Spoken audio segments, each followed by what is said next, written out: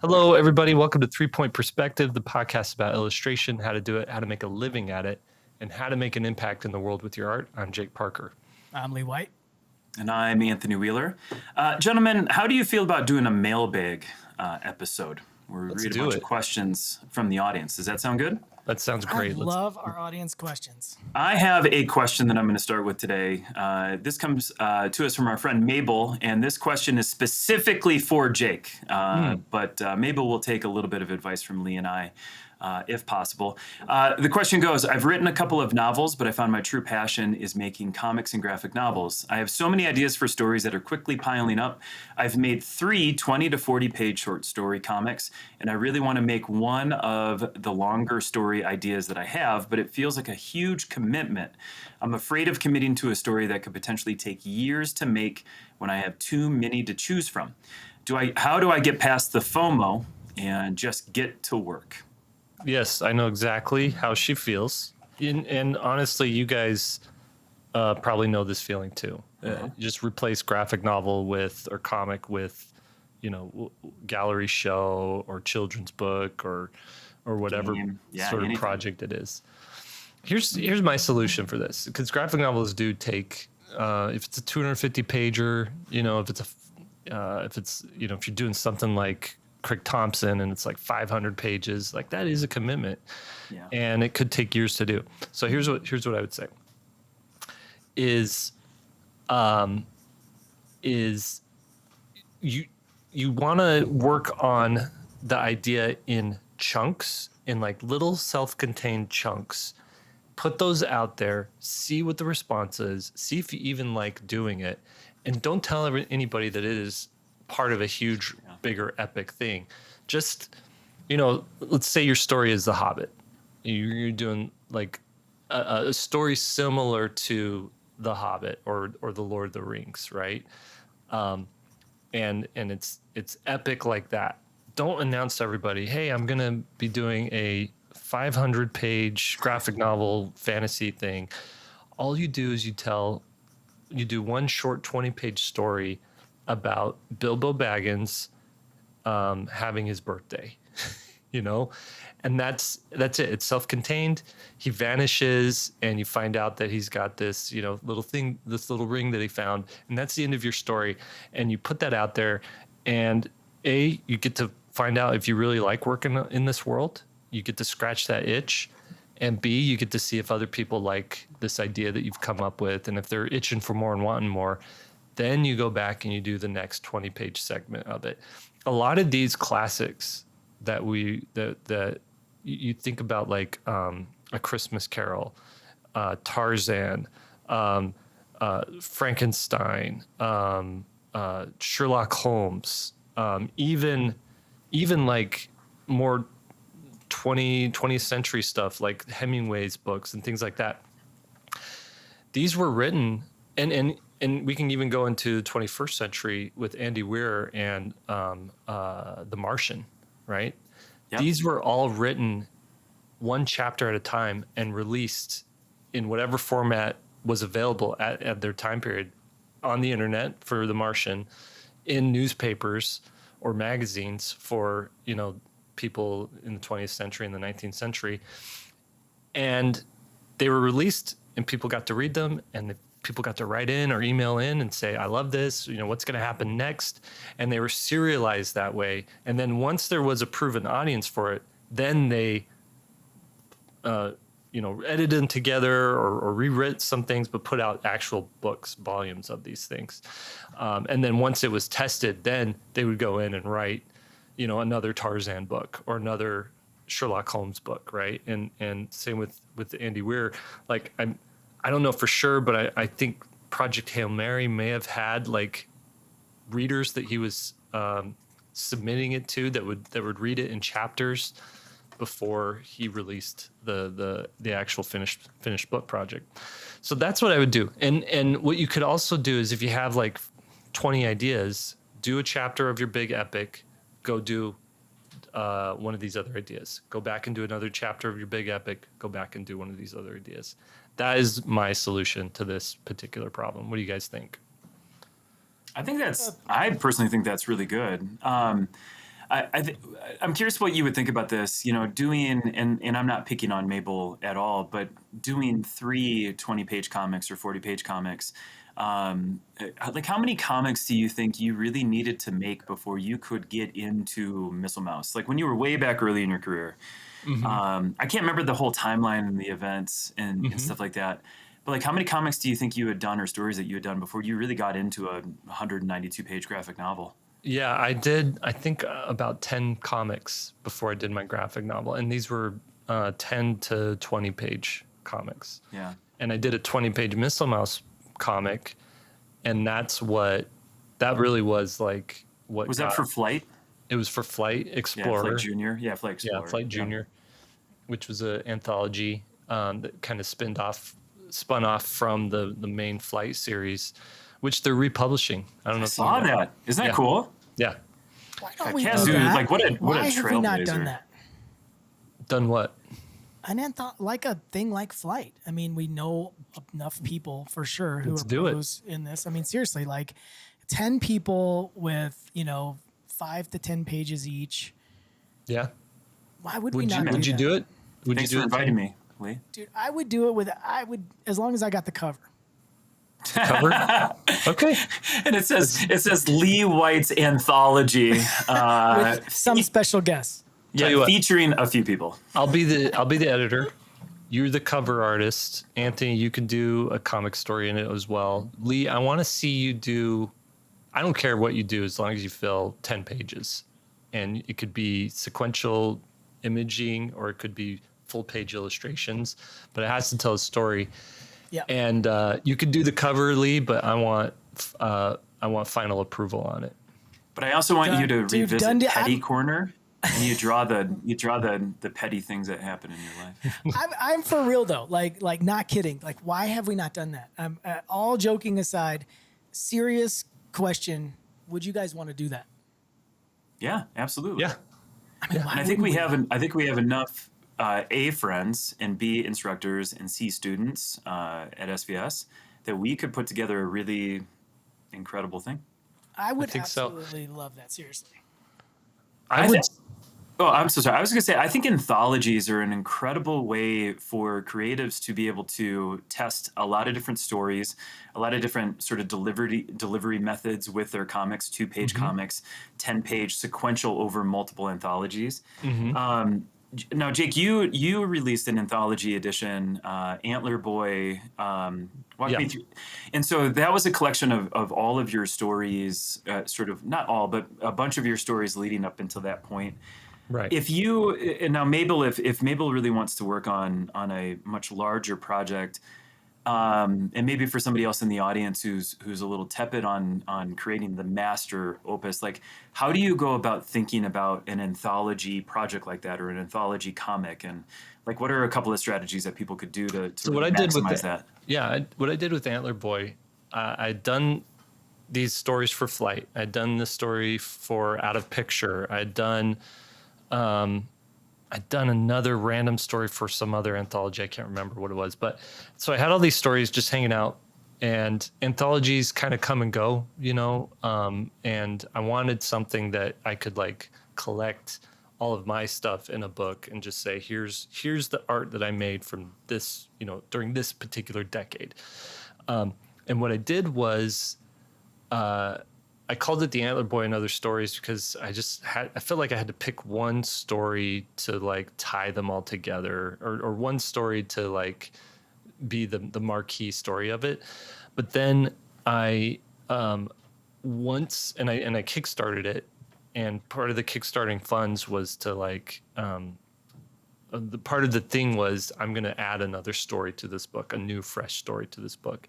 And what that was I created The Secret of the Space Cave, which was a story about these two characters who who are searching for like the origin of life and the origin of the universe. And they've one's a scientist, one's just a pilot, and they're flying into this this asteroid tunnel that opens up, and the inside is way bigger than the outside. And what they come to find is there's this room, and it's filled with all of the characters and the environments from my other comics. And they're like, what is going on here? And this robot shows up and he's like, yeah, you guys are in the imagination of the creator. And he's like, the creator, what are you talking about? Yeah, the guy that drew all this stuff. And it gets to be super meta where it's like, he's like explained to him, you guys are actually not real, you're just comic strips. And they're like, what are you talking, we're comic characters? He's like, yeah, and the words that you're saying, they're actually like word balloons. Here, look. And he points and he touches them. Yeah. And they're like, no, this is weird. And so one of them has this existential like crisis, like, what the heck, what even is my life if I, what is my purpose? And then he comes to this this realization that a purpose, if the purpose of his life is to tell stories or to share stories, he's like, that is a great purpose. I'd love to be, this extension of this creative person. And he's like, and in a way, we have eternal, like we're eternal. As long as our stories are being read, we are alive. And he's like, that is the ultimate goal, I guess. So it was like a super, I guess, deep philosophical thing at the end there to wrap all these stories together. And that's one way to go about doing an anthology. I think the flight ones were not necessarily about flying, but it was more about letting ideas take flight. So sometimes a lot of them, especially the first one, there was a flying element to it, but later on they were just more random stories. But I think if you're going to do an anthology, pick an idea, pick a subject matter, pick a location or something, and have some sort of thread that ties all those together, all the stories together. So yeah, I love that. Lee, I had a question for you, Lee, because you and I have talked a lot about sort of like our creative ADHD and the things that we want to do, and we want to do a lot of projects, like a lot of different projects. Yeah. Do you have a hard time with some of the stuff that you'd like to do right now, committing to something that's big? Like, what would you do to get around this for somebody who's like a fine art painter, wants to focus on festivals, or wants to make a book project that isn't a comic? Like, do you have any good suggestions there? In terms of figuring out what to focus on, is that sort of the question? Yeah, like just like being able to commit, like saying this is it. I'm going to commit to this. It's funny that you asked me that, because I sort of had a existential crisis as we were, of course, walking the dogs. Every story now involves walking my dogs. That seems like what anchors my day. But I talked to my wife about this morning, because I've talked about it before. Like, my problem is not a shortage of images and projects, but it's too many. And I was trying to figure out how to go about doing that. And the conclusion I came to, at least for this starting point to wrap my head around it, is take the 10,000 foot view. The problem of being too close to the work and too close to the things you want to make is you can't see the direction that it's moving you. And so once you zoom way, way, way back and you say, what direction, like in a year from now, where do I want to be? And in 5 years, where do I want to be? It starts to clarify it a little bit more. But I won't say that it takes away the problem, because I still have that. Like, there's a children's book I am dying to do right now. I'm talking to about getting a new agent for the children's book world. I'm at the same time this morning, I applied to 3 art fairs, one in Chicago and one in New York and one in San Francisco. And so, if those hit, then that's going to be a thing. Cool. And so it's just, I want to do it all. I mean, that's the cool part about our business. Like, that's the problem side of it. But the good part about our business is I'm so into the work. Like, I'm loving painting and I'm loving making things, and I just want to do it all the time. But trying to decide on how to narrow that down, because the poster who did this original question, who gave us this question, is exactly right. Like, how do you commit to one I can't imagine doing a graphic novel. That's why I don't attempt to do a graphic novel. I would be so interested for about 4 pages, 5 pages, and then that's about it. And so you just have to pick what goes with your sensibility. And the other benefit that we talked about this morning was, at the 10,000 foot view, how can I make one piece of art that fits 3 or 4 different things. I have been able to do that bouncing between children's based images, not necessarily ones for the books, but children's based images that then go into an art fair. And that's why I need to keep my characters fairly small in the image, and also not generic, but enough to where people can make up their own story about who that character is and what that character is doing and why they're doing it. And so I try to check off a few boxes with a singular piece. But I don't know. Yeah. That's so they have duality. It's like we always talk, all three of us have talked so many times about we shouldn't get paid for our work one time. We should get paid for our work 5, 6, 7 times if we can. And there's a lot of different ways to do it. And so it feels like that's the kind of methodology that you're talking about. Do you also, I mean, you and I have been friends now for a few years. Do you also feel like there's some element to like seasons of our life? Like we have like these distinctive seasons where maybe things are a little bit more challenging because we have kids in school and stuff like that, or maybe like a really intense job. And like, I don't know, I think there just has to, I'm asking a very rhetorical question, I suppose, but a few years ago, I would not have been in the space to do a big 128-page graphic novel.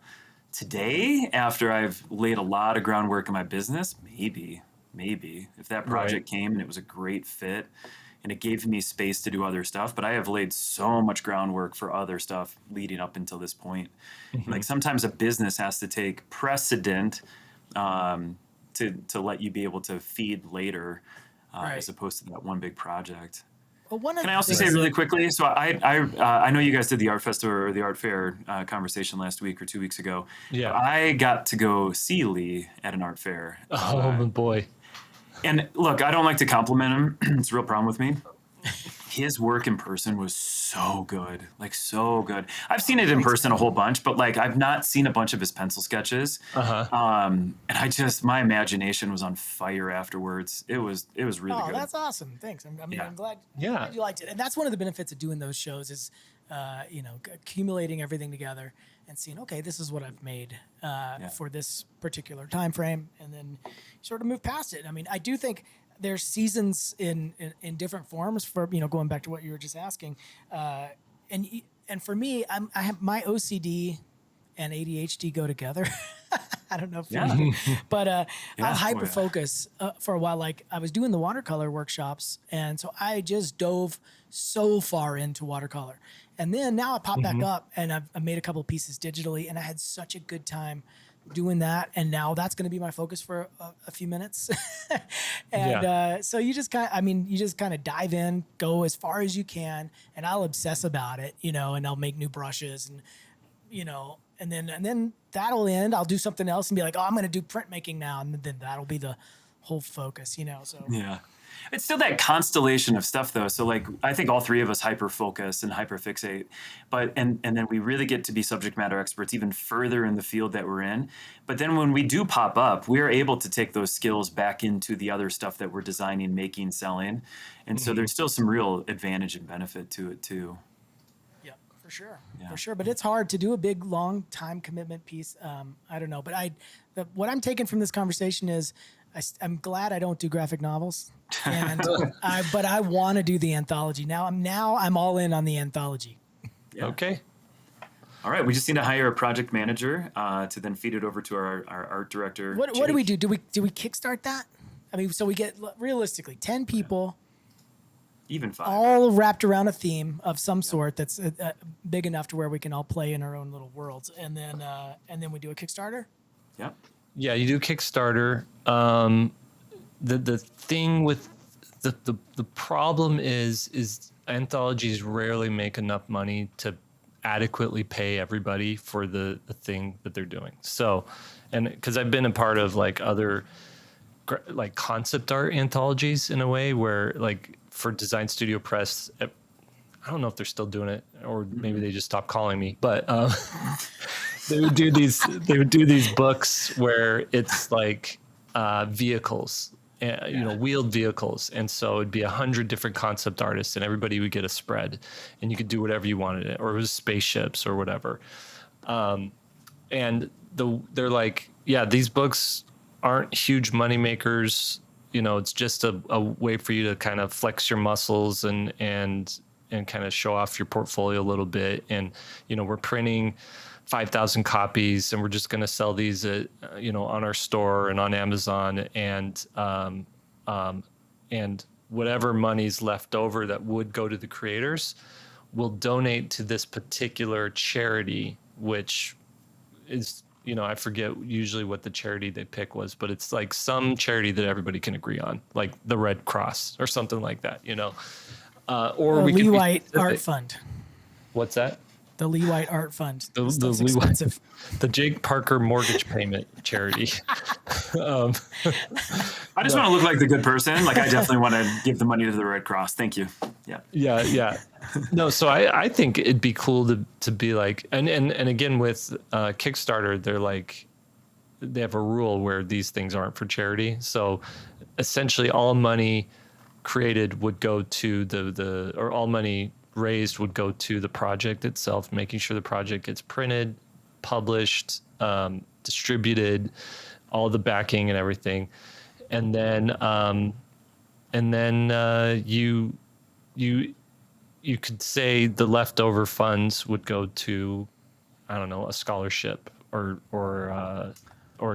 something like that. Here's we have often talked, the three of us, about the arms of our businesses at some point could include publishing. Yeah. I think a fun upcoming podcast episode is if the three of us really brainstorm and broke down what it would take to become a publisher. The good, the bad, the ugly, the business plan, not necessarily for the function of whatever crazy scheme Lee wants to do today, but more so for the to show the audience and to communicate to the audience just like how much thought has to go into making a project, B, publishing it, C, being where do you store it, the distribution, all of those things, that long ranging, because it would be super eye opening and really fun to plot out and plan in public and see what that looks like. Yeah. I think what it all comes down to, it's at the end of the day, the reason we haven't done this is it's the Kickstarter. That thing it's 30 days of your life. Yeah. When it's launched. What if we did it just as a fun project, no Kickstarter and POD, no cost? Not looking to make money, just to do it as a fun thing. I see, and for some reason that just doesn't seem like it counts. Like you have to make a printed book in my. Well, it would be a printed book. If you buy the printed book, POD, it's a printed book. Yeah. I think we hash this. I think we hash this out on a future episode. I think this would be an incredibly fun topic to take the audience through. I think this is Wait a minute, cool. Anthony, you're trying to get us focused on. I tell you this, doing group projects we're so off topic now, but we have three more questions. Is so fun. I a long time ago when I was with Katya Chin and Jamie Zollers and this group that I left school with, we were called the Seven Foxes, and it was basically just a Facebook group where we shared work and talked about getting clients, and we were just trying to do our thing. And we did a group promo called Black and Red, and the only rule was it had to be black and red because it was going to be a silk screen. Mm-hmm. And so each of us contributed to this thing, then we sent it as a group to all these art directors. And it was so much fun to do that. It was just a single image, and man, it was fun to do. Mm-hmm. So I'd love to do something like that. Now, in a group project, there's always that one person who like shows up at the very end, and they're like, "Okay, here's my part. I got it." Nah, so I'm actually not our group. So, well, I hate to say, I'm actually that guy right now. So I am helping out in a very minimal way with a kids comics anthology, and I have been so swamped this last 4 or 5 months, and I am the guy who submitted his stuff at the very end, and I feel terrible, but it is just the way it is right now, Yeah. So. Well, let's move on to our next question. This is a really good topic. Mabel, you did a really great job of giving us a lot to think of. And now we are going to have to overcome our commitment issues on this new thing that Lee would like to propose. All right. Are you reading it or do you want I'm happy to do that. Yeah, I didn't want to. I mean, you did so well. Go for it. Okay. This question comes to us from Brian, and the subject is effective sketchbooking. Due to a lot of life changes, I haven't had a lot of time to work on projects or take on any art lessons. I've been able to keep a daily sketchbook though, which is awesome, mostly just drawing other artists' work that I've liked on Pinterest. My question is this really improving my drawing ability, or is there a more effective way to sketchbook? I love this. I love this question because I think all three of us are big sketchers. Mm-hmm. I want to Lee, hear what do you think? Man, I am all in on this. I think it's, if you have a limited amount of time, it is the best way to train your skills. Yeah. I just can't. I mean, but you can't do it in isolation, though. I mean, I think it's a what I view that kind of training as is call and response, and so the call is, I see this sketch, like me and Samantha have both been into Victoria Simonica or whatever her last name is. So I pick her, I draw 2 or 3 sketches to sort of get the flavor, not just one, but draw 2 or 3, because then you start to see what are the tendencies here, not just with one sketch, but how does it play out over multiple subject matters or multiple things or whatever. And so there is there's a sketch first, do 2 or 3. Then there's again, pulling back, looking at it from a bigger point of view. What did she do? Oh, okay, it's loose, scratchy sketchwork. You sort of analyze it. And then I try to pick something as close to that reference as I possibly can and do my own version of it as if she was doing it. I don't try to even make my version of it. I'm trying to make it as if she did it. And then I do that and see if I was successful or not. And then I say, okay, out of that, what do I want to take with me? It's not going to be everything. You know what I mean? And so was it the color palette that really did it? Was it the scratchy? I can tell you from her, because I have done this exact process with her. Something about starting with a scribble and an uncontrolled mark is very appealing to me. And I'm obviously, my style is not tight anyway, but she takes that to a whole different level. And when we did some copies of her for Freaky Friday draw along, it awakened something in me. I was like, oh my God, this is really, really fun. And I always pay attention to that. I pay attention to eating my dessert, not eating my vegetables, because you want to do the things you want to do. And if you like something, you will do it over and over. If you're forced to do something you don't like to do, maybe you do it and you eat your vegetables, but it's not going to be long term. And so I pay attention to that feeling a lot, because it's a huge indicator of go this direction. And so that's the process. So then I'll do a couple of my own. Then I'll go back to hers. I'll say, okay, I like the scratchy line work. Is that it's sort of a hypothesis. Again, a call and response. She do the call. That's the copy. The response is my work. Then I go back and do I do that process 2 or 3 times. And that at that point, by the time you're done with that, you have gathered what you need from that artist and you move on to another one, or you're just off to the races doing your own sketches because now you've found something that there's a spark there. Ooh, that's a great answer. A great answer. I want to hear what Jake says. Do you guys mind if I share my screen for the YouTube audience and show my current sketchbook, which is? No, I want to see this. So I have a sketchbook line, and so I have all of these in the basement, so I can go get a new sketchbook every day if I wanted to. I have been filling one sketchbook a month on average right now.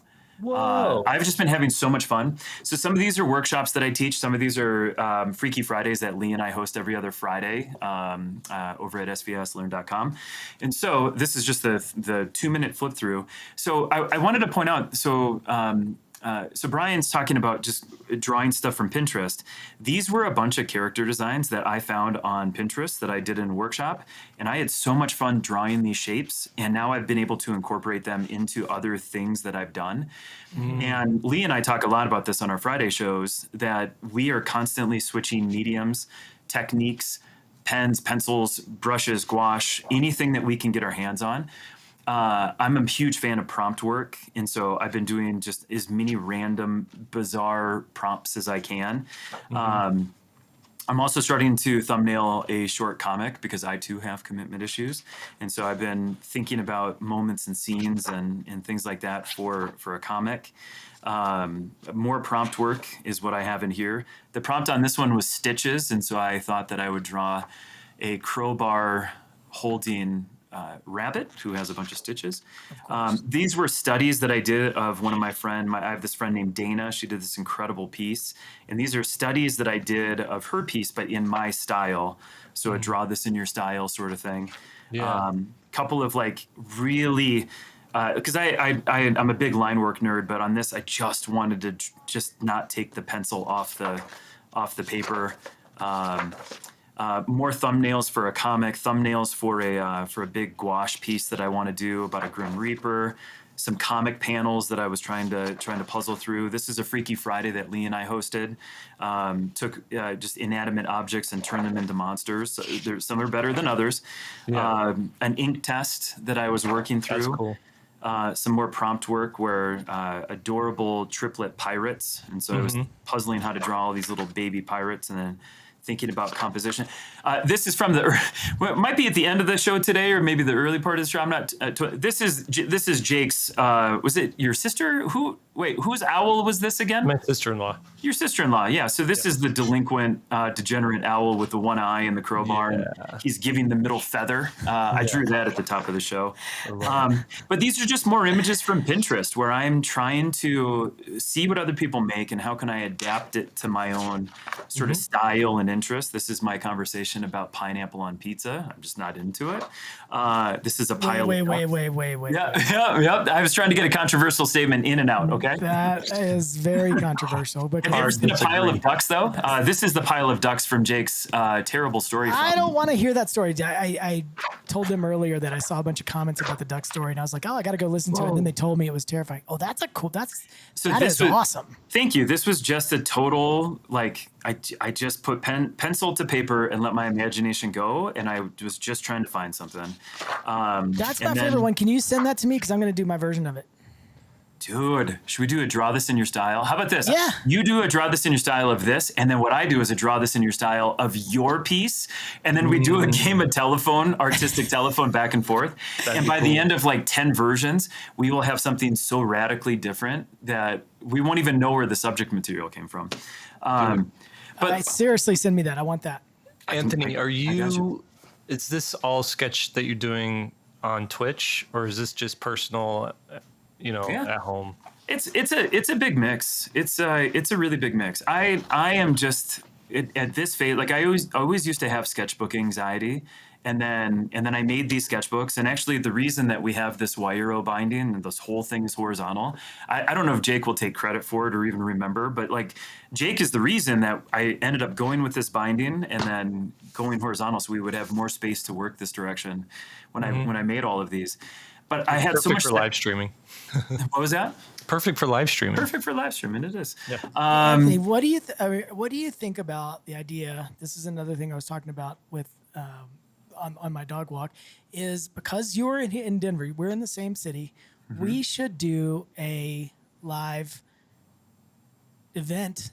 Not event, but like didn't you and Will used to go do sketchbook work at a cafe on Fridays or something, Jake? Yeah, it still happens. It's like the Friday sketch draw. It's like the mall in it's at the food Utah, court right? at the mall in Provo. Yeah, I don't want to go to a mall ever, but if we can get, we've got a couple of SVS people that are here. I know Aaron's here, and obviously you're here. Fred, there's Fred's my friend here. Nene.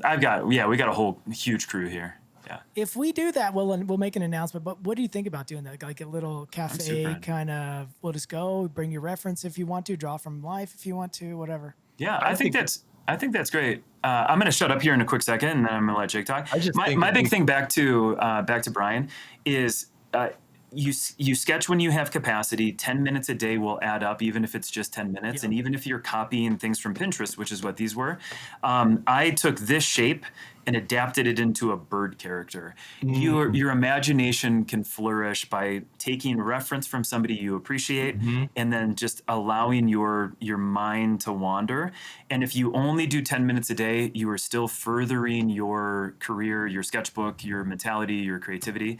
So don't ever second guess yourself. You're doing the right stuff. And when you get more time in this different season of your life, you're set. You're going to be set. Let me add to that real quick, because part of my next workshop is about keeping a practice, developing a practice. And I'm not giving anything away by saying that sketchbook work, in my opinion, like Anthony said, all three of us are sketchaholics. As much as we do it, as much as we can. It's become in my schedule now what I call a non-negotiable. And if you label it as that, like some people say, oh, I should sketch more. Well, that means that maybe you will, maybe you won't. That doesn't exist for me anymore. Yeah. Sketchbook work, and my minimum was 30 minutes a day, and is non-negotiable. And so what that means to me is it happens every day, regardless of the situation.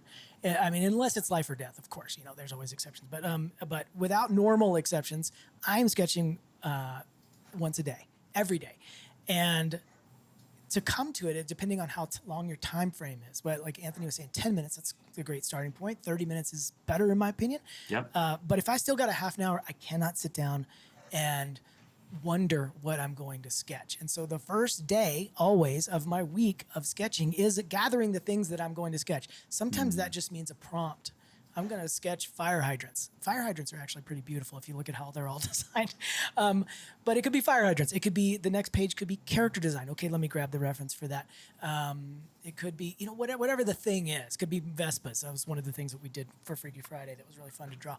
So my point is, you set your non-negotiable. You set how much time you're going to have for it, and then you get those resources together, and then all of a sudden, and for me, I even isolate it down to, this is what I'm going to draw on Monday, this is what I'm going to do on Tuesday. There's no decision making. I sit down, I'm drawing the Vespas on Wednesday. That's it. And that's how you awesome. move this forward. You cannot wait until you're inspired. How much time is it non-negotiable for you? It starts at 30 minutes, but once I'm in there, I can't stop. That's the harder problem now. And so I've given myself an hour. I got my little timer. I'm charging it. My little timer, and I set it for now an hour. Sometimes I'll quit a little earlier than that, but most of the time, the timer has to stop me. Yeah. We talked about getting paid multiple times on a thing, and you can get paid creatively too. Like just with your sketchbook stuff, if you're doing 30 minutes a day, that could also be your social media post for the day. Correct. People love it. It's inspiring. You can also, at a period of time, make a sketchbook, an art book that you can sell. Sometimes those pieces also turn out to be, like I was looking at one of your pieces for an upcoming art fair. It can then also get turned into a final finished piece of art. And then Lee's got such a loose style at times that his loose sketches would be like a piece of fine art that would hang over my mantelpiece and above the fireplace. Like you can also reposition it for something like that too. You could get paid on just that one 30-minute segment. Multiple levels. 4 different times, yeah. Yeah, but if you start to think of your career just to add one little addition to that idea, once I started adding non-negotiables, I started doing an absolute poop ton of work. Because my non-negotiables in my day is 1 hour of sketching, 3 hours of illustration. There is no exception to that. There is no change to that, and I do it every day. Yeah. That's awesome. Man, it pushes you forward if you can't get out of it. Yeah. I actually had my last YouTube video, which was in May, was about how comic artists should keep a sketchbook. Yeah. And one of the ideas I came up with is I kind of pulled it from Mike Mignola, right? So essentially, one of the problems I think we're sort of inundated now with is too many cool images, right? And you can literally spend an hour on Pinterest and feel like it's the most productive thing you've done because you've made a board and you've got all these ideas and it's there and you feel like you're being productive, but at the end of the day, you really haven't created anything in that time that you've spent on Pinterest, even though it kind of feels productive. And what Mike Mignola does is he fills his sketchbooks with essentially stuff he would have pinned. So it's kind of like what Lee does. You get your reference material all set up, and then he just draws like, oh, today it's going to be ancient castles. And he's going to fill 3 pages full of cool castle designs. And then when it comes time to do a comic page and he needs Hellboy to go into a castle, he doesn't go to his Pinterest page or he doesn't go to his morgue file of like images he's torn out of magazines, which is what we did before Pinterest. He goes to, or he doesn't go to a folder on his hard drive that he's dumped images in. He goes to his sketchbooks and he looks for all the drawings of castles that has done, and then he uses those as his reference. And so now it's two filters through the comic page, is like two filters through the reference, right? And so you really that's how you get that unique Mignola style. But I think that's something that I think is so important for artists these days, to have it feel like it's coming from a person and someplace genuine, is to use the sketchbook for the reference, use reference for the sketchbook, and then use your sketchbook for the reference, right?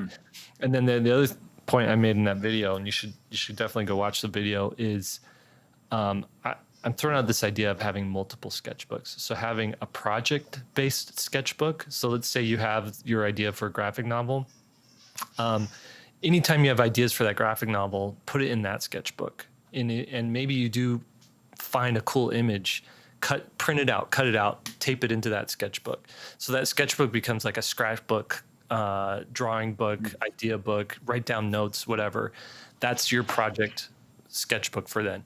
Have another sketchbook, which is just the kind of what Anthony was showing here, and probably what you do, Lee. It's just your exploration sketchbook. It's your R&D sketchbook. So it could be anything, any whim. You spend 30 minutes just drawing whatever. It's your exploration sketchbook. And then you could do this on scrap piece of papers, or I think you should have a learning sketchbook, where this is a sketchbook where you fill with life drawing studies and 50 hands in rotating and head turns and stuff like that. Because I think it's cool to go back and see, you might find a cool hand that you did in one of those 50 hand sessions and be like, oh, that's the hand I want to use in this drawing here for this comic page. And so, some people are like, this is too much, I'm just going to put everything in one sketchbook. My life and my brain is so jumbled that the more organization I can bring to stuff like this, it just makes me more efficient in the long run. So that's awesome. Something I want to throw out there. Go ahead, Lee. Yeah. I mean, it's a good idea. I go back and forth between having multiple sketchbooks and having just one. The problem with one is once you have enough of just one sketchbook at a time, they feel, then I can't find something if I'm looking for a specific character. Whereas I like the idea of characters in this one, life drawings are in this one, and you just sort of know what the content's going to be. So it's a good way to ultimately stay organized if I can be organized enough to do it. Yeah, right. I just put on my to-do list to start a sketchbook scrapbook for my comic to get it out of, and I'm also selling my sketchbooks these days, and so sometimes they get out the door faster than I can scan everything, and so I need to. So it's on my to-do list today, Jake. You've helped me. Dang. Cool. Yeah, dude. What do you mean you're selling your sketchbooks? What does that mean? I draw on them and then I sell them. Wait, but pre-drawn or empty? Both, dude. Yeah. Interesting. Like I draw them, I love them, I kiss them, they're gone. Go buy them. And you have buyers that will just buy an Anthony Wheeler sketchbook. Yeah. But it's the real sketchbook. It's the how much do I got to sketchbook. pay for an Anthony Wheeler? Depends on what it is, like $300 to $500. So it's a month worth of my life. Huh. I'm curious, would anybody out there listening want to buy one of my old sketchbooks? I think you would have tons of people, and I think you could get a lot more than $300 to $500. Think about it. When you go, if you guys ever seen the Leonardo sketchbook exhibition, if it's at like a local art museum or they had one in New York that was a huge one, but they had them in LA a bunch when I was there, and people absolutely go nuts for the sketches of different artists, and so I think there's a market there that is underappreciated. Yeah, I won't tell you who the artist is on camera, but I offered $2,000 to somebody for their sketchbook once because it was amazing. I just wanted it. He didn't take me up on it. He wanted to keep it, and that's totally cool. But I offered $2,000. I had a real job then, boys. But that was back in the day when you had disposable income. Yeah, when I was an executive recruiter, and I put pants on. Yeah, for sure. I will say this: there's something to buying original art, especially from artists that you look to as mentors.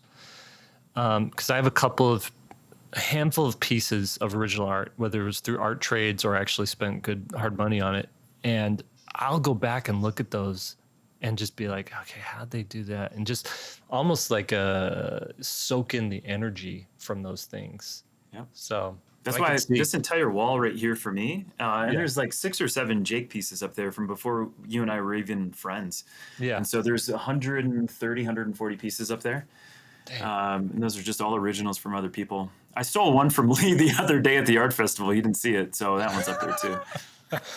I don't want to get us super back on track, but I did have a technical question from Robert, and I feel like this would be a good one, so we can because this actually came up from you the other day. Robert asked the question, says vector vexed. I always heard to use a .png file when sending clients their shirt or logo designs, but I sent myself a PNG file as a test, and the design is now super pixelated. Does opening a PNG in Photoshop keep the lines vectored? Question mark. What file type should I be sending a client for final print work? Jake, I know you have a good answer for this. Well, I'm going to let Lee take this away because I know he's salivating at this. I mean, as long as it's high res, a TIFF works, a PSD works, and a PNG are all three perfectly acceptable. Yeah. It depends on who you're working with. If it's going to go to print, then any of those three works. If it's going to be a clear background, if you're working with a graphic designer, sometimes they'll want a background that they can place over graphics that doesn't show the background. And then in that case, it's going to be a TIFF probably. Mm-hmm. Yeah. I have never once sent a TIFF to any client. I have only sent PSDs for the final thing. It's rare. I mean, that is the only specific instance where I've ever done it. The TIFF has the file data to it and the layers to it if you save it as a layered TIFF. But the PSD file is just more accommodates more things, right? Most printers that I work with, if you're going direct to print, just want PSDs. No fuss. Yeah, because they would prefer that their graphic designer spends 8 minutes fixing it to get it printed right. Right. Why do you think that? Do any of you have a suggestion as why and again, we don't know his system and stuff like that, but why a PNG in Photoshop would open up super pixelated? Any thoughts there? That's a low res starting point because PNG is a big file and it has a ton of information. So there's something wrong with the source material there. Yeah. Yep. Something screws going on because every PNG I've saved out and even uploaded to like Squarespace or anywhere that usually just keeps it like nice and solid. The thing that kind of threw me off is throwing the word vector in there. And you do, just to be clear, a PNG file is still bitmap. It's not vector. Yeah, it's a raster, right? Or yeah, exactly, right. It's a raster file. So, and what the difference is really the way to look at it is imagine making an image with little tiles versus making an image with string. Okay. Rastered images, which are JPEGs, Photoshop files, PNGs, GIFs, those types of things. They're all little tiny, imagine you're taking a tile and just placing these little colored tiles right next to each other. So if you were to expand it, what was one tile would have to enlarge it. What was one tile would have to be figured out. How do we get this one tile to be 5 tiles or 8 tiles or something like that? And that's where things start to get crunchy and whatnot. With string, just imagine that you've done a drawing with string and you have unlimited spools. So let's say you've done a picture of a smiley face. And so you have one string that's the circle on the outside, and you have one string that's the smile, and one string that's the loop for one eye and one for the other eye. And let's say you want to expand it 10x. You just would blow it up bigger, and you would just use the same, just keep pulling string out, and it would still look like a nice, smooth, stringed image, right? It never degrades bigger or smaller. Right. It can go to the infinite in either direction.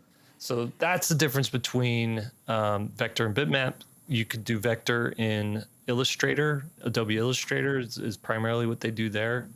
There's a few little vector tools in Photoshop, but it ultimately, ends up being a rastered image whenever you save it out. So, all right. Last question. Let's go. This question comes to us from Mike. Subject is to be paid or not to be paid. That is the question. I'm going to summarize this one a little bit. Okay. Mike says, sometimes you take on a project simply to help somebody out of kindness, but then after time, sometimes it turns out, can you also help me with this and maybe also help me with that? My friend Pablo deals with this all the time from me, by the way. Part of me thinks, why not? I love drawing, design, creating. It's truly what I enjoy the most, and who knows, maybe it'll lead to new opportunities. But the other part of me gets frustrated. I want to say a firm no, maybe even joke. Would you ask your barista to repaint your kitchen just because they made you a great coffee? Mike goes on further to say, but I hold back. I want to stay friendly and approachable. Maybe say it doesn't fit into my schedule. Sometimes that's true. Maybe sometimes not so much true. Have we dealt with this? Can we relate? I feel like when your passion becomes your profession, the lines get blurry. I'm not in it for just the money, but I do need to make a living. Have you guys run into this? I'm trying to think situations, maybe a little bit. And usually most people I deal with are pretty conscious of asking favors and whatnot. And so anytime it gets a little out of bounds, I don't take it as a moment to be like, let me explain to you what's going on here. This is how the, freelance and this is how career, all that. I don't go into that. I'll just be like, sorry, man, I don't have time for, I'm super busy. I wish I could do that. I just don't have time. And eventually they get the point. I'll say that over and over again. Eventually they get, that's my passive aggressive approach to it. But yeah, what do you guys deal with? Lee, do you have a good example? I ain't doing nothing. Which is funny because I asked him if he could help me out the other day. He's like, "Nah, brah," and then he sent me an invoice just to even talk to him on the phone. I know. No. To elaborate, I guard my time. Remember, I talked earlier about the non-negotiables, right? Mm-hmm. It's a non-negotiable. If I'm doing your dumb project for your thing. My family, wants me to do a logo and stuff. There's a thing called opportunity cost. We've talked about it quite a bit, but it does matter. It means whatever you say yes to, you're saying no to the other things. It's like, you guys, this is why we have AI art. It's so that I don't have to do your this is project. The reason that we're not going to have the Maybe environment in 5 years, Lee. It's your attitude. Yeah. No, I think you got to be real careful with that. I mean, I'll tell you this: the few times I did do that early in my career, it was never rewarding to me in a way for the image because they over art directed because they're just not experienced, obviously, and it can sour the relationship. And so I just had a policy is that I just don't work like that. I'm trying to do this other thing, and I'm trying to do a children's book, and that's what I'm focused on. So I'm sorry, I don't have the time to do that. That's how I would say that. I'm like, I'm sorry, I'm, neck deep in this children's book, and I don't have time. And they're like, but Lee, you haven't done a children's book for 5 years. They get upset. Like, I mean, they get, you got to be able to be okay with a moment of silence and disappointment. And it's weird. It's awkward. Like my son's karate teacher found out that I was a children's book illustrator and asked me if I could do a children's book. He's thinking of the concept. I would have to actually write it. In this case, it's not even me just doing the illustrations. He's like, I got a theme. It's like a kid overcoming a bully or, whatever the thing would be with a Karate Kid, basically storyline. Yeah. And it was so awkward because he's such a cool guy and he's so well-meaning and he's so into it. And I'd just be like, no, man, sorry, I'm doing these other things. And it was just the awkwardness and uncomfortability and disappointment hung in the air like a brick. I mean, it was just like, is that a good analogy? It hung in the air like a brick. A normal Tuesday for Lee. Yeah. You got to learn to live with that disappointment because, again, at the end of the day, when I walked out of the karate studio, I was like, whew, I'm glad I'm not doing that. Yeah.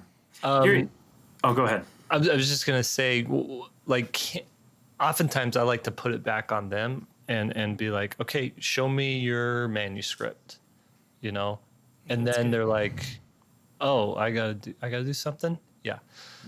Let's see what you've got. Now, if they have a manuscript, I'm like, Send this to my agent. Yeah. Yeah. You always have these levers to get out of things. And it's not because you don't want to be polite. It's just because you also are, yeah, it's just like what Mike said. Like, you do have to make a living with this stuff. It's really challenging. I have a really close friend named Pablo. He's helped me do a lot of design work, and we did a design project 5-6 years ago. And so when I eventually was designing my chaotic draw along, I asked him to be the designer on the project, and Pablo very graciously accepted.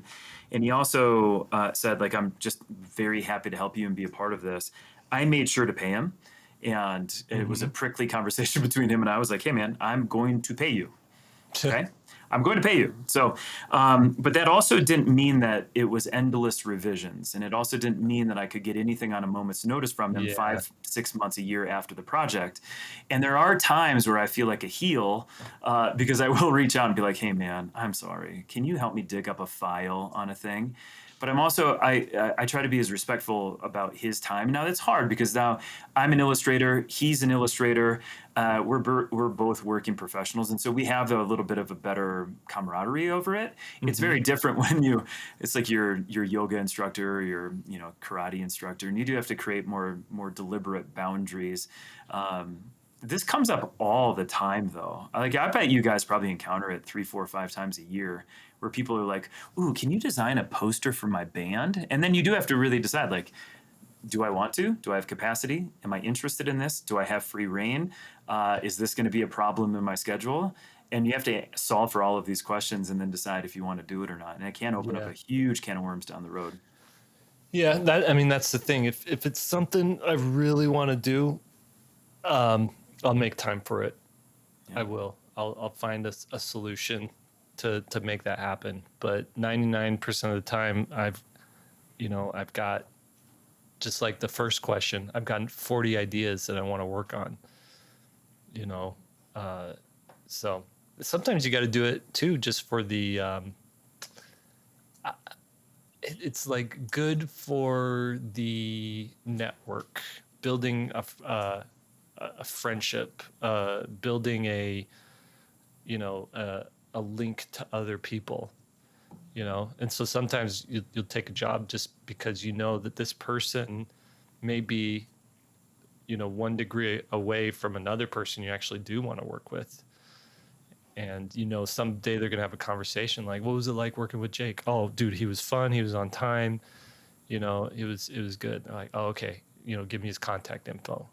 And then it ends up paying off. So, it really is, I don't know what, only do it if you want to do it, or if there's something tangible there. Sometimes early in your career too, you got to take on a couple of these things because you don't know any better. Yeah. And you have to get your teeth kicked in to then figure out how to navigate this stuff. Because I don't think a lot of rookie creatives who are also trying to be in business for themselves, because it's so hard to do, just know how to handle these situations effectively. I mean, I'm probably going to get into one of these later this month, and I'm like, well, I don't know what to do.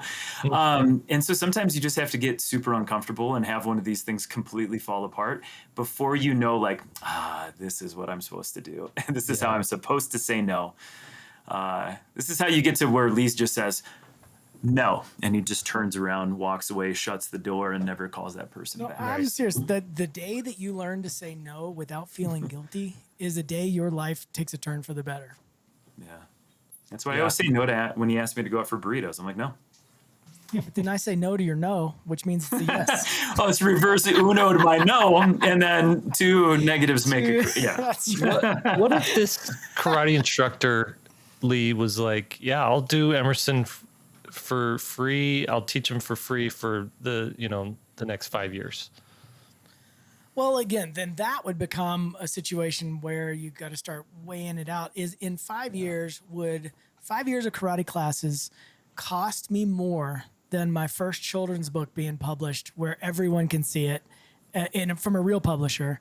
Again, opportunity cost there. There's a very limited audience for that kind of a book. It saves me the karate lessons, but ultimately I just sabotaged my advancement of my career. Right. When really we have a great system set up, and that is, you go earn money illustrating children's books, and then you pay the karate instructor to train your kid instead of bartering, essentially. Right. Yeah. This Cool. is good. These are all really good questions this week. Yeah. It was a lot of fun. A lot of fun hanging out with you guys. Sometimes I forget why we actually do this. It's to stay in touch with each other. Well, I think we talked for a good 40 minutes before we actually started to record the podcast. I know. I know. It's outstanding. I'll take us out. How's that? Let's do it. All right. Thanks for joining us, everybody. 3 Point Perspective is made possible by SVSLEARN, where becoming a great illustrator starts. Your hosts today were Lee White, Anthony Wheeler, and myself, Jake Parker.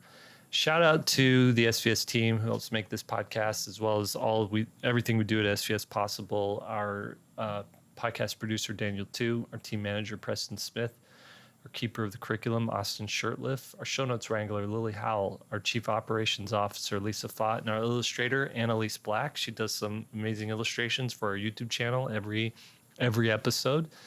Now, go draw something. Okay. Good stuff.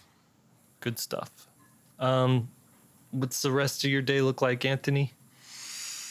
It's a lot. It's a lot. I'm making final edits to my book project. I've got to meet with my proofreader and my copywriter that are helping me out with some stuff. Like, I don't know about you guys, but I have been working like 7 a.m. to 10 p.m. and that's not like a badge of honor, like something I'm proud about. But like this summer has been so hard with projects and stuff. Like, I just feel like every day it's Groundhog Day, and I can't complain a ton, but like I'm beat. When does this schedule end? What needs to happen for it to end?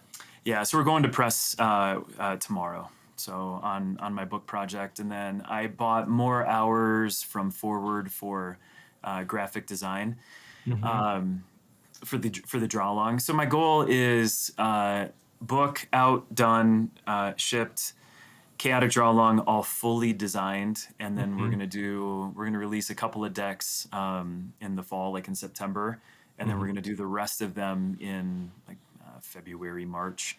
But I'm having them all designed right now, and I'm just going to sit on that just to be done. Gotcha. Because then all I want to do sort of from here on out, like I don't want to take on any real big projects. Like I've got a gnome project that I'm working on, and I've got a book project that I'm percolating with about babies committing crimes. It's just like a 96-page book with all sorts of different babies committing all sorts of different crimes, like petty larceny and tax fraud and stuff like that. So I'm gonna I took your advice to that Cal Newport conversation last week or 2 weeks ago, like just the slow play. Yeah. I'm just gonna slow play a bunch of projects, and I'm gonna get in the red for a little bit, like on the draw along, to get 6 new decks, 2 workbooks, a coloring book all produced, and then I'm just going to release them sort of every couple of months. But like right now, I mean, we've been putting in like my Amazon storefront. It's been live for a while, but like the new storefront is coming into play, and then we've been tweaking our website to get better sales, and it's just like feels like a kick to the teeth every day. It's like nothing. You can't just ever set anything up and just let it run. No. Dude, that's so funny because that's the whole topic of my. Remember, I said that I want to talk about websites a little bit. That's the whole backbone of that conversation. Yeah. That's next week. Sure, if you want to do it, I got a whole list of stuff to talk about. Let's do that next week. It sounds super fun. Yeah, the optimization of the stuff afterwards. Like I was on with an expert in SEO and website stuff yesterday. I don't know if you guys have met Mara over at Forward. She's really good. There's Mara and Vera, and I thought that they were the same person. We've heard of them. Yeah, that's true. She and I were going through my website yesterday, and she's like, it's nice, but there's too much clutter in the store page, and she's like, how many sales do you get before below a because let's say we have a grid of 16 items. She goes, how many sales are you getting below the top line of these 4? And we really counted up, and it was not very much.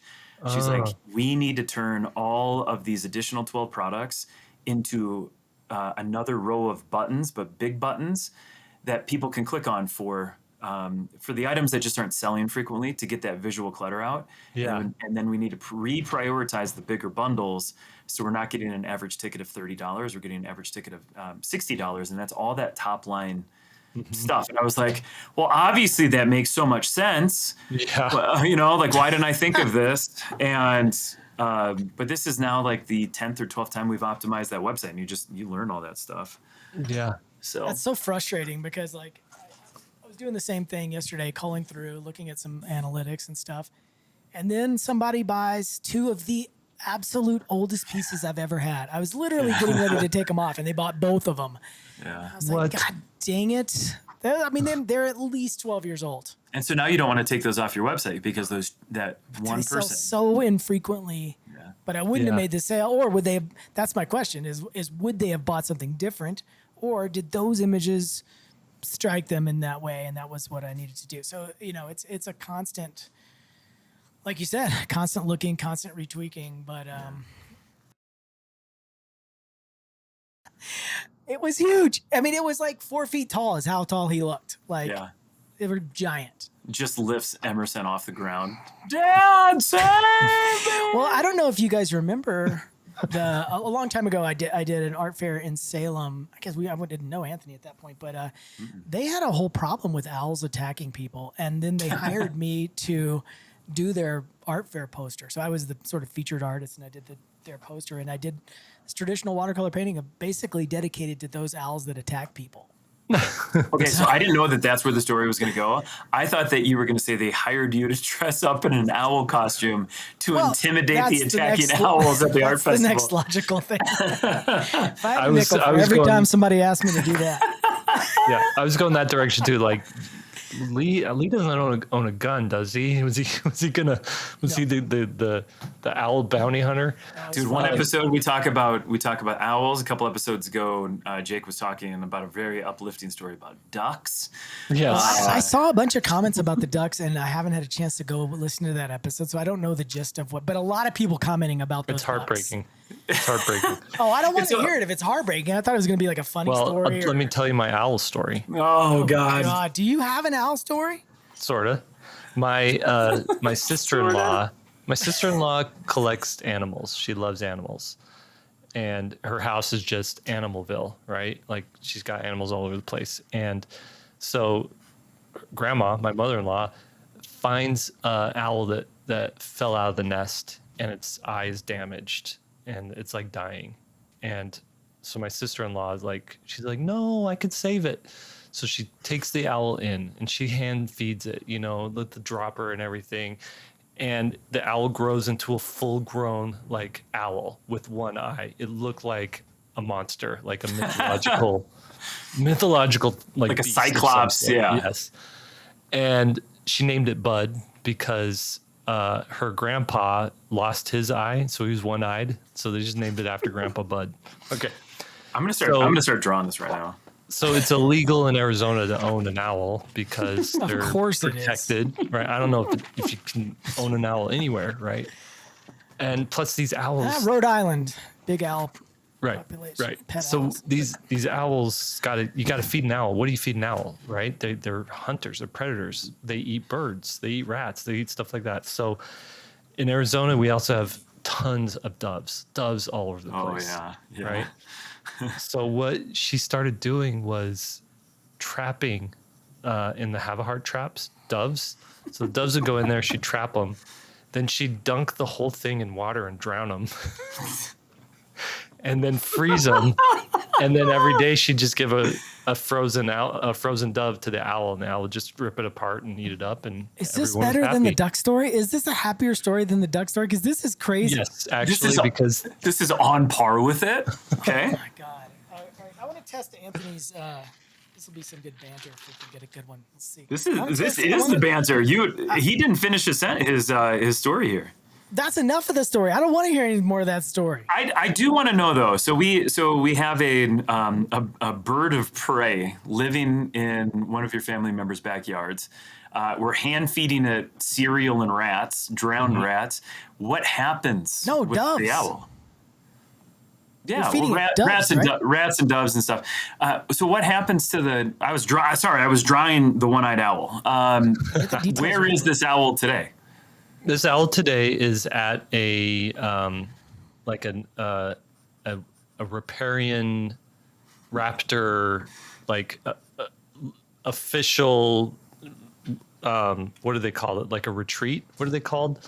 Like a aviary?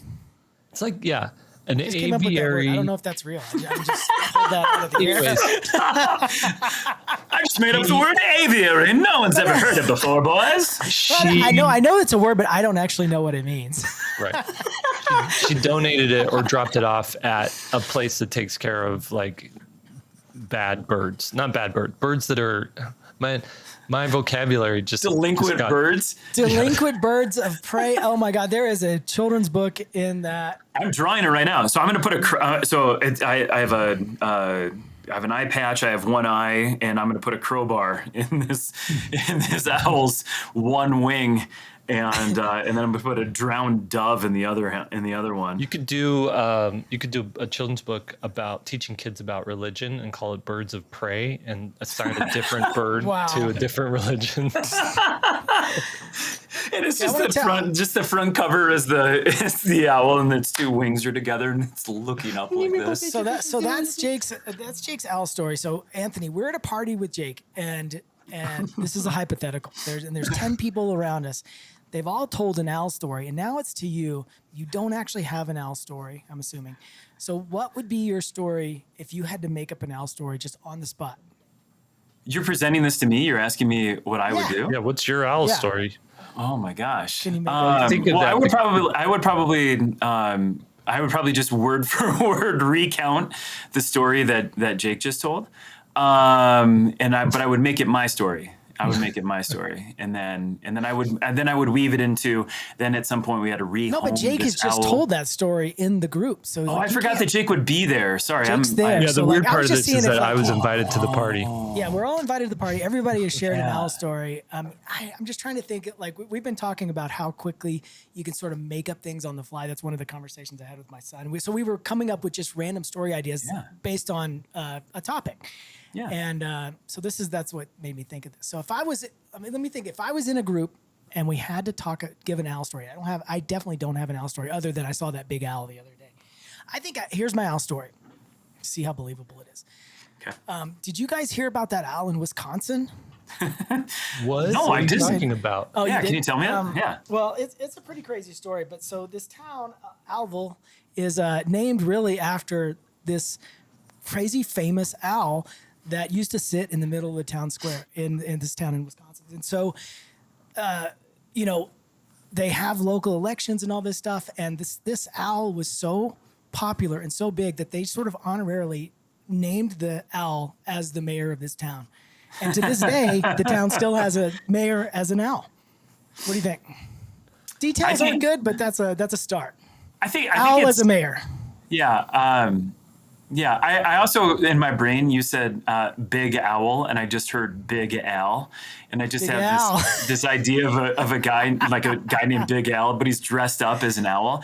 I would probably tell a real... That's actually good right there. Yeah, thank you. This is what I do. I'd probably tell like a true story of a thing that I heard about this art festival on the East Coast where they used to burn witches, and the whole town was plagued with these carnivorous owls that were attacking these art festival participants and goers, and that they had hired somebody, just this hapless 21-year-old who was just looking for money, to dress up as an owl to try to scare the scary owls off to protect the festival goers.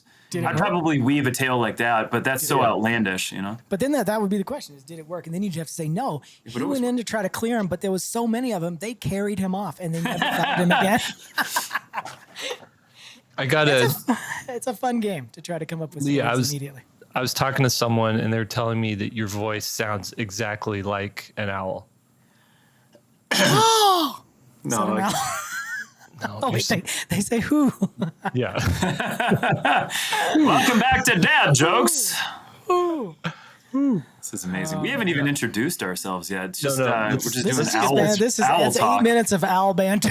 Wait, can party I started. before we really get into this, what if we released a total joke episode where we just really get into a real random topic, like just let's talk about owls today and The birds whole of prey, time, the whole time. and we don't bring it back to art. We don't give any analogies about how people can forward their careers or find an agent or it's just- save their it's money. just- Well, And at the end of it, after an hour of just talking about birds of prey, we're like, all right, gentlemen, we'll see you next week. And that's our entire episode that we release. And just see what happens. The comments on that They're would- big in popular culture. You guys know the famous song about the owl, right? Oh boy. Paul Simon. You can call me owl. Call me. That's actually the most on tune I've ever heard you sing. Yeah. That's impressive. If you need a bodyguard, I can't believe I canceled a very important surgery today to do this podcast with you guys. This may be the worst and dumbest start we've ever had. Yeah.